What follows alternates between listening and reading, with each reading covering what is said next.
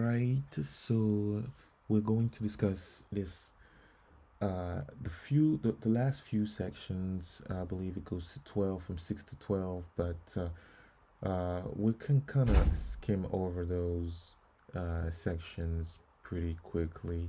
They are pretty deep, but I don't believe there's a need to cover all of them individually. I will basically explain what those are, kind of going to try to read the most important pieces here. And so the section 6 is incentive, right? So there's an incentive to basically make those miners work and validate all transactions, right? If I want to make this you know exchange of value, if I give a couple uh, satoshis, as we call them, those are fractions of Bitcoin.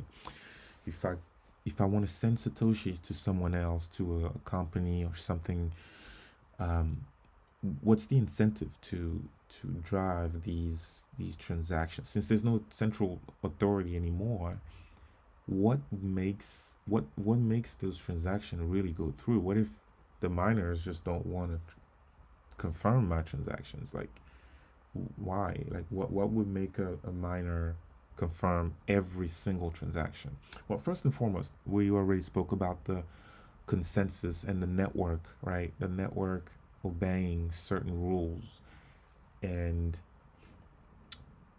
those are the rules are being enforced by every single node.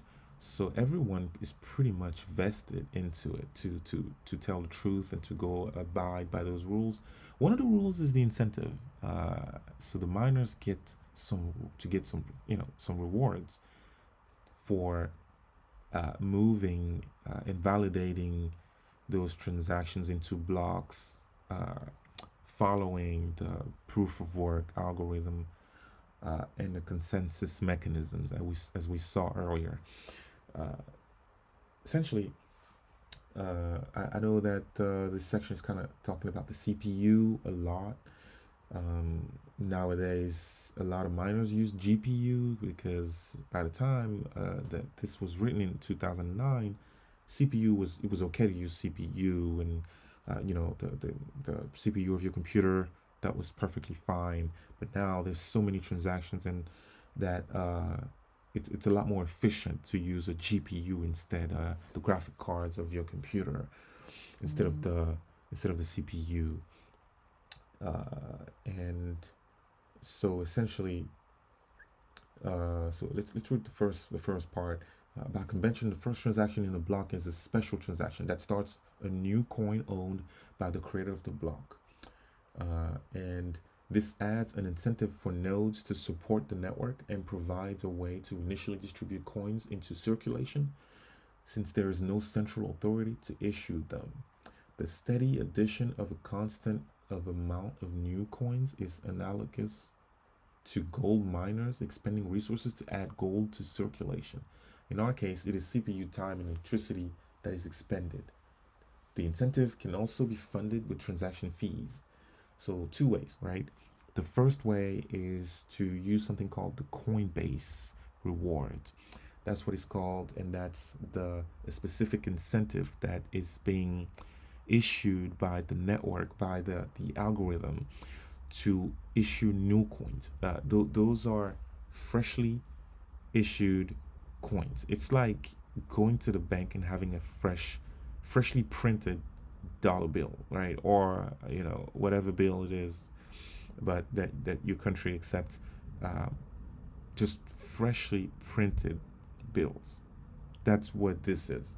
Since there's no central bank, Federal Reserve, European Central Bank, Bank of India, any bank that prints the money, there's none of that in this. The goal to replace it, the solution to replace that money issuance, um, is to have an incentive called at least in one part, the Coinbase reward. And that's an amount that diminishes over time. Uh, instead of being increased over time. There's many economic reasons uh, that for that choice, but essentially that's how you get fresh bitcoins.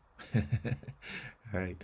So if you're interested in getting fresh bitcoins, that's you have to become a miner and be participating in these incentive rules. So that's what's called the Coinbase. You get part of that reward that is being determined, and that shrinks every 4 years. It's called the Coinbase rewards, and you have to expend electricity to find the nonce, as we spoke about before. Those are the leading zeros. You have to find the difficulty.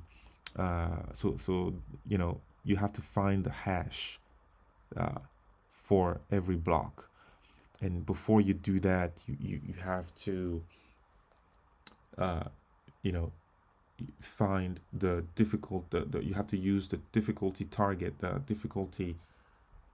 number with the leading zeros, and then add a random number to it. That's what the computer will do. The CPU it will try to add a random number called a nonce to those leading zeros, and then find a number. Could be 6055446 683, whatever it is, but you need to find the results within a certain bracket, and then you found the solution. And that's what the solution to the block is, and that will be added to the blockchain. And you get a reward for doing that because you're a miner, and that's what you agreed to do, following the consensus rules and every other rules that we discussed before. And that's you get an incentive to do that honestly, right? Following those rules. So the other part that I didn't mention is the fees. It's part of the incentive structure to get fees for every transaction. So it's pretty juicy to get fees for every transaction. It's a fee-based market where every transaction that you make from one party to another, you include fees depending on how quick you really want this transaction to, how important it is for you. The fees will determine it. That's as simple as that.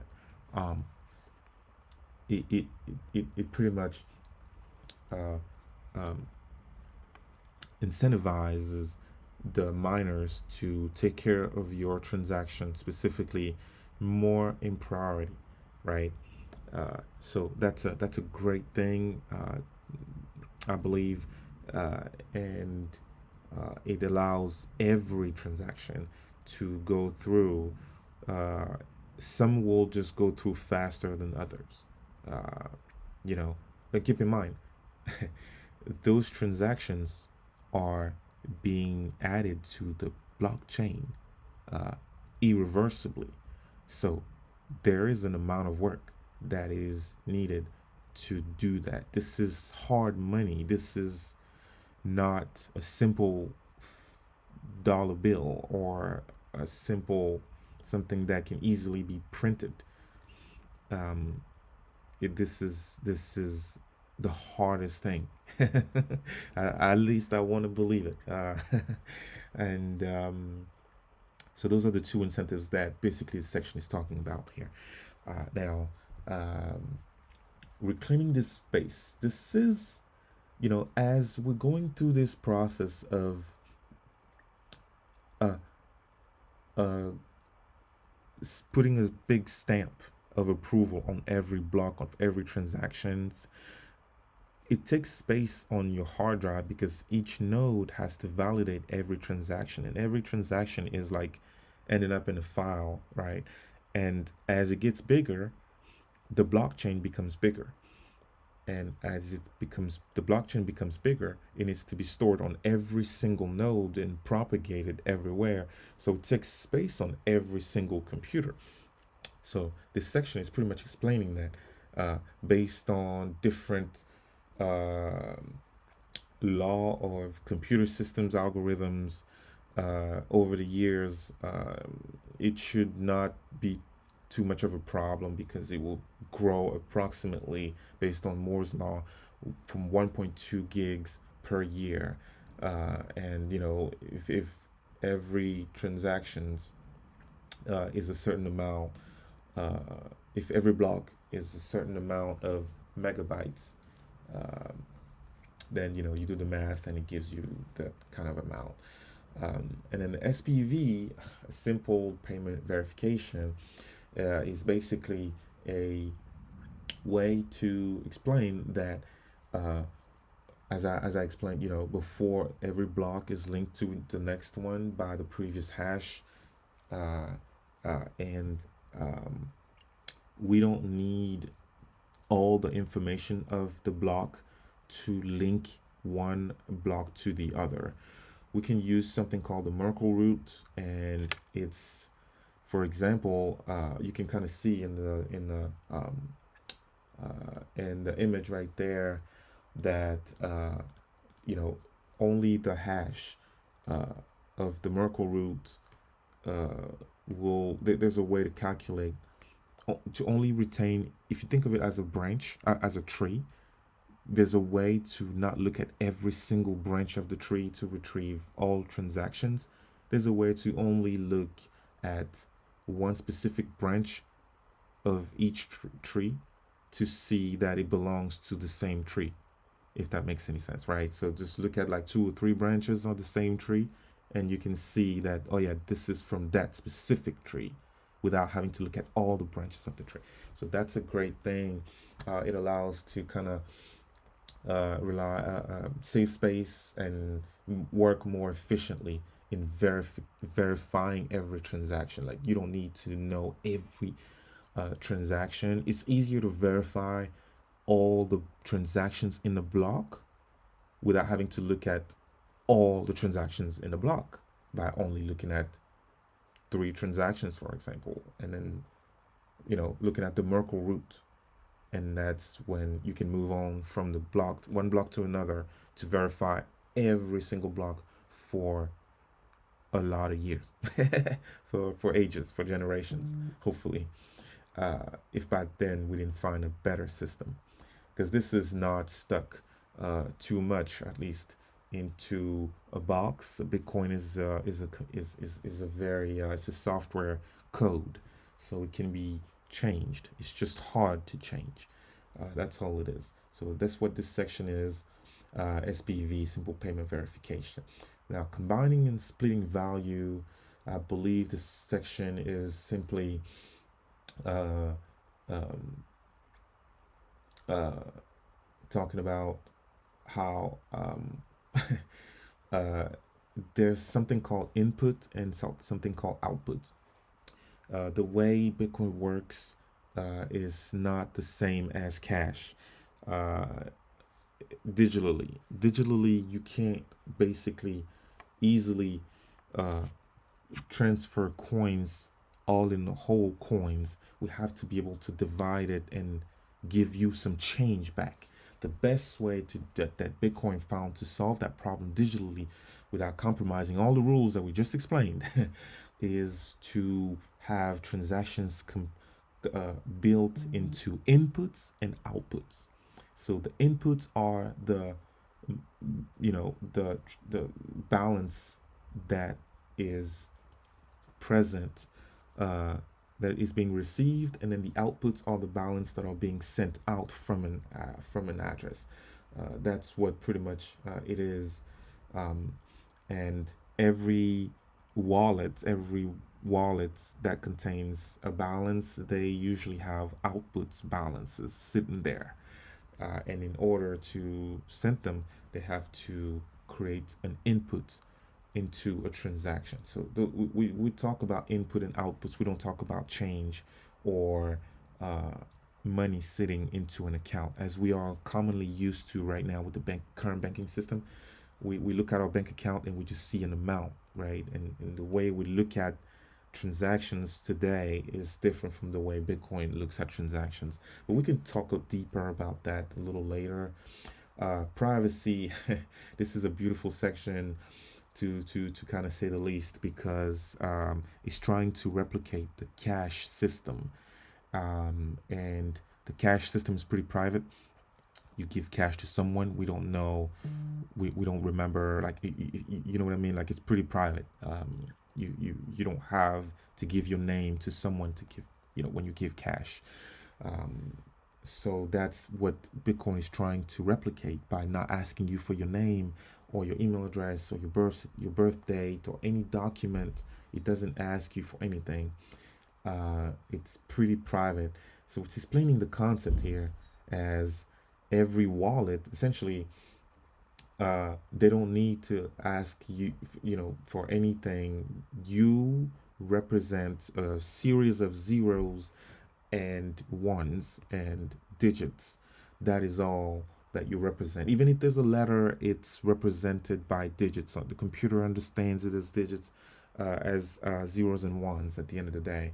But your public address, we can review all the public and private addresses, the keys, a little later. But essentially, you are no longer represented by your name in the Bitcoin network, but you are represented by your public address, and you have a private address, a private key. So your public address is what is being used publicly on the blockchain to represent your wallet and your assets, or what the wallet contains. And that's pretty much as simple as that. That's what retains privacy. We don't know who you are. You don't know who your this public address sent uh, coins to, and it doesn't matter. Um, Calculations. Those the section 11 and 12 talks about uh, how it's a long explanation. And I'm pretty sure you don't really want to know all of these details, but if you do, the document is freely available.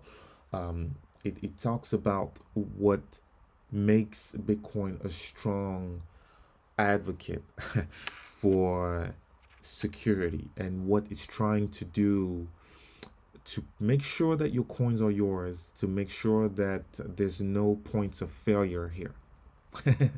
It's a game theory. It is a very strong game theory, and I think this section is was important to be mentioned because everyone wants to make sure that their coins are safe.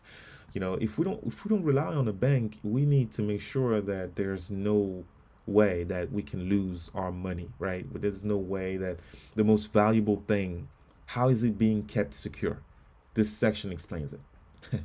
um, Long story short, the longest chain and the consensus algorithm and the fact that every node verifies everything, and the fact that every node has to abide by the honest chain rule, uh, it makes it that we, since we are participant in the network and we decided to follow these rules, we represent the honest chain and the longest chain. If an attacker starts to try to make any change outside of those rules, they are considered dishonest, and every node will reject it. That's the best way to just simplify everything that we've discussed so far. And the attacker will have a very, very, very hard time to catch up to the honest group of nodes that we all represent. That's the best way to just explain everything. Sorry, this video was probably the longest, but I had to kind of re-emphasize that because of all of these sections, all these rules that we were discussing from section 1 to section 5, uh, it makes it the honest blockchain, and we are only interested in that. And I love it. That's pretty much all there is. The conclusion here is basically re-emphasizing what I'm explaining, and kind of all the digital signatures to prevent double spending, using the use of proof of work in the peer-to-peer network. I mean, this is not a mandatory system. It's open. You can join whenever you want to. You can leave whenever you want to. There's no uh, there's no rules that says that everyone has to join this network. It's wide open. Everybody's open and free to leave or join at any time they want. What makes people stay is probably the incentive.